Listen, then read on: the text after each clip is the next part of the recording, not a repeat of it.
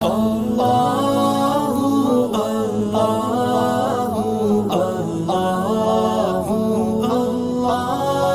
اللہ الرحمن الرحیم۔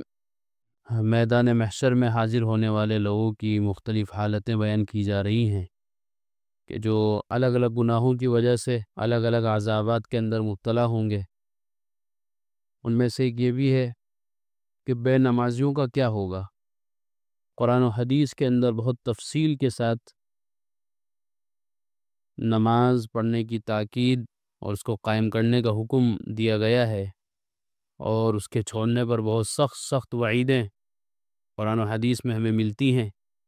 ایک موقع پر قرآن کریم کہتا ہے منیبین الیہ واتقوہ واقیموا الصلاۃ ولا تکونوا من المشرکین، کہ اللہ ہی سے لو لگا کر رہو، اسی کی طرف متوجہ رہو، اسی کو پکارتے رہو، اسی کے سامنے اپنے تمام مسائل رکھتے رہو اور اس سے ڈرتے بھی رہو، اس کی پکڑ سے، اس کے عذابات سے، اس کی طاقت و قوت سے، کہ تم اس سے باہر نہیں جا سکتے۔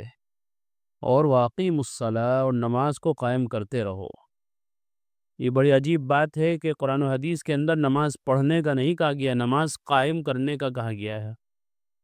اس کا مقصد یہ ہے کہ نماز صرف کوئی ایسی عبادت نہیں ہے کہ جس کو پڑھ کر آدمی فارغ ہو جائے، بلکہ نماز ایک ٹریننگ کا نام ہے۔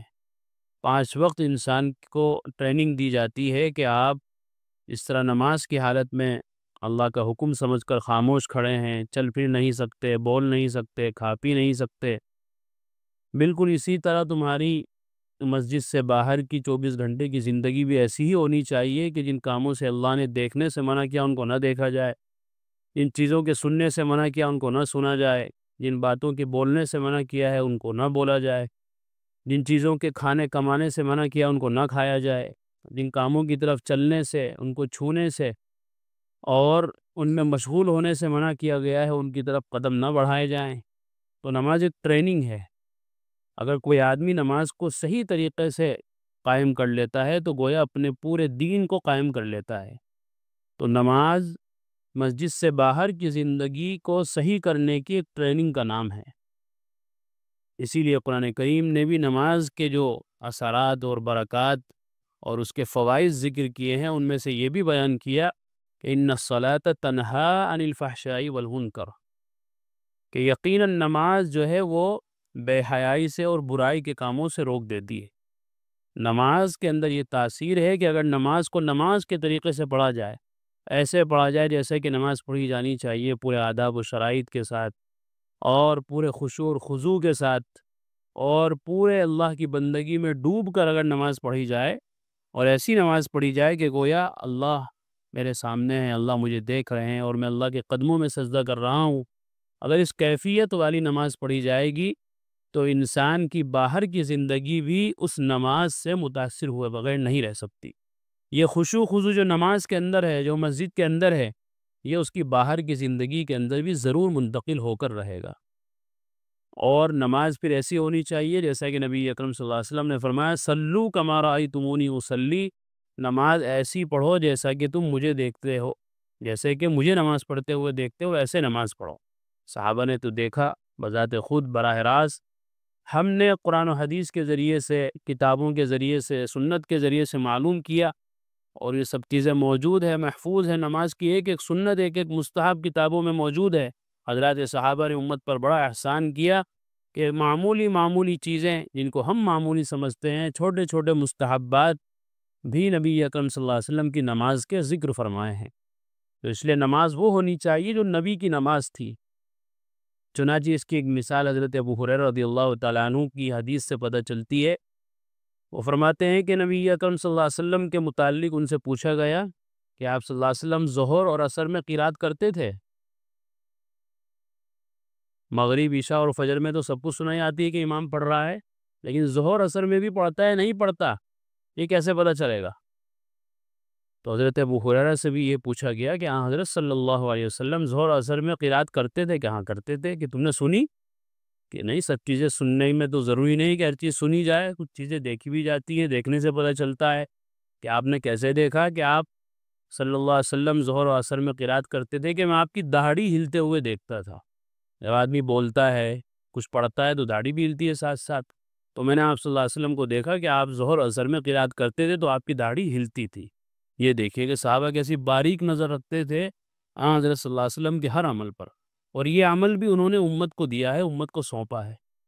تو ساری باریکیاں حضرات صحابہ نے دین کے، چاہے وہ کسی بھی شعبے سے تعلق رکھتی ہوں، پوری امانت و دیانت کے ساتھ امت تک پہنچائی ہے۔ قصور ہمارا ہے کہ ہم ان تک پہنچ نہیں پاتے، ان کو حاصل نہیں کر پاتے، یا ان کو جان نہیں پاتے، سیکھتے نہیں ہیں، ان کو اپنے علم میں نہیں لاتے ہیں، اور اگر علم میں بھی ہے تو وہ عمل میں نہیں لاتے، معلومات میں بھی ہے تو ان کو معمولات میں نہیں لاتے۔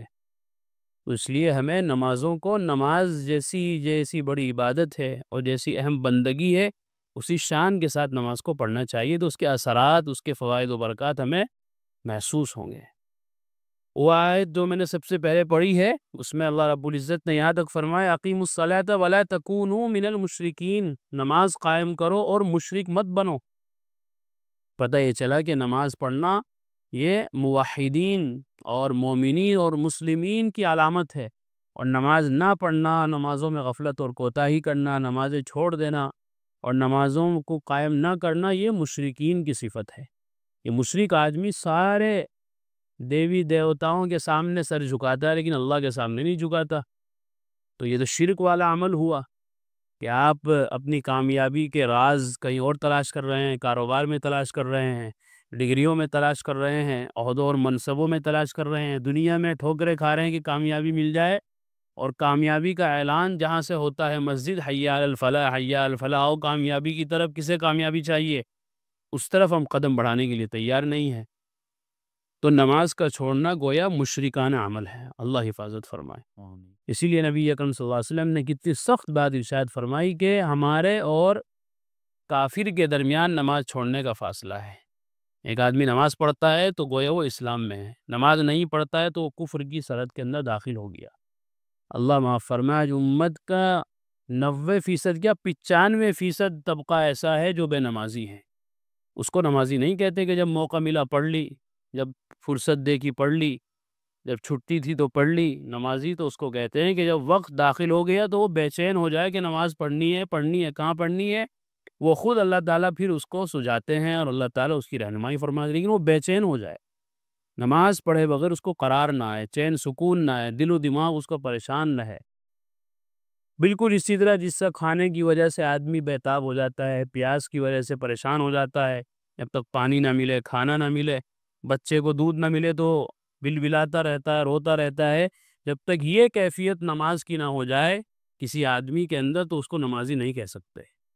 تو نمازی بننے کی ضرورت ہے اور نمازوں کو اہتمام سے پڑھنے کی ضرورت ہے، ورنہ نمازیوں کو تو اللہ تعالیٰ انعامات سے نوازے گے ہی، لیکن بے نمازیوں کا کیا حشر ہوگا، وہ یہاں روایت نقل کی گئی ہے۔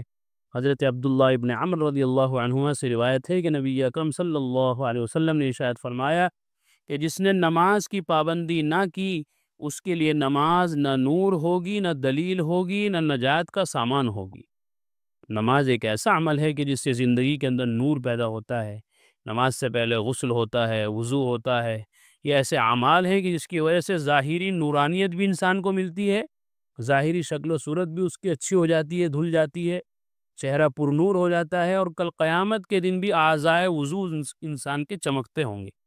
حدیث شریف میں آیا کہ اعضائے وضو کل قیامت کے دن چمکیں گے، اور ایسا لگے گا کہ جہاں جہاں وضو کا پانی پہنچا تھا وہاں اللہ تعالیٰ زیورات پہنائیں گے، سونا چاندی پہنائیں گے، اور یہ دور سے ہی پتہ چل جائے گا کہ یہ لوگ نمازی ہیں۔ دور سے ہی معلوم ہو جائے گا کہ یہ امت محمدیہ ہے، اور یہ امت محمدیہ کے نمازی لوگ ہیں کہ جن کے اعضائے وضو کو اللہ تعالیٰ زیورات پہنائیں گے۔ فرما رہے ہیں کہ نماز نہ نور ہوگی نہ دلیل ہوگی، جس نے نماز کی پابندی نہیں کی اس کے لیے، اور نہ دلیل ہوگی اس کے لیے، اور نہ نجات کا سامان ہوگی۔ ایسی نماز کہ جس میں پابندی نہ ہو، جس کو قائم نہ کیا جائے، جس کو اہتمام سے نہ پڑھا جائے، تو ایسے شخص کے لیے نماز نہ دنیا میں کام آئے گی اور نہ آخرت میں کام آئے گی۔ دنیا کا کام بتا دیا ابھی کہ دنیاوی کام یہ ہے نماز کا کہ وہ انسان کو بے حیائی سے، برے کاموں سے روک دیتی ہے، گناہوں سے بچا لیتی ہے، نیک اعمال کی طرف لے چلتی ہے، اگر نماز کو نماز کے طریقے سے پڑھا جائے۔ اور اگر ایسے ہی سر سے بوجھ اتارنے والی بات ہے اور جلدی جلدی کوے کی طرح زمین پر ٹھونگ مارنے والی بات ہے کہ 4 رکعت 1.5 منٹ کے اندر، 4 رکعت 1 منٹ کے اندر، اگر ایسی نماز ہے تو وہ کسی کام کی نماز نہیں ہے، نہ کوئی دنیاوی فائدہ اس سے ملنے والا ہے، نہ آخرت کا۔ اور قیامت کے دن اس کا حشر فرعون، قارون، حامان اور ابی ابن خلف کے ساتھ ہوگا۔ اللہ خدا، اتنی سخت بات فرمائی گئی ہے کہ اگر کوئی آدمی نماز نہیں پڑھتا، نماز کی پابندی نہیں کرتا، نماز قائم نہیں کرتا، پکا سچا نمازی نہیں ہے، تو اس کا حشر کل قیامت کے دن فرعون کے ساتھ ہوگا۔ فرعون کتنا بڑا ظالم ہے، اور ایسے ہی قارون، حامان، ابی ابن خلف، یہ مشہور وہ لوگ ہیں کہ جو اللہ کی نافرمانی میں حد پار کر گئے تھے، جو اللہ کی سرکشی میں حد پار کر گئے تھے، اور جنہوں نے اللہ کے احکامات کی ذرا بھی پرواہ نہ کی تھی، اور ایسے بڑے بڑے بول بولے تھے کہ فرعون نے تو خدائی تک کا دعویٰ کر دیا تھا۔ وقال انا ربکم الاعلی، کہنے لگا کہ رب اعلیٰ تو میں ہوں، تم کس رب کی بات کرتے ہو، کس اللہ کی بات کرتے ہو، سب سے بڑا اللہ تو میں ہوں۔ تو ایسا بڑا ظالم اور ایسا بڑا مجرم اور مرتکب، اس کا حشر کیا ہوگا پھر؟ لیکن حدیث پاک کہتی ہے کہ اس کا حشر تو ہوگا ہی جو ہوگا، لیکن بے نمازی کو بھی اسی کے ساتھ کھڑا کیا جائے گا، کیونکہ اس کے اندر بھی تکبر تھا، وہ بھی اللہ کے سامنے سر نہیں ٹیکتا تھا، وہ بھی اللہ کے سامنے سجدہ اور ماتھا ٹیکنے سے انکار کرتا تھا، خود ہی اپنے آپ کو رب مان بیٹھا تھا۔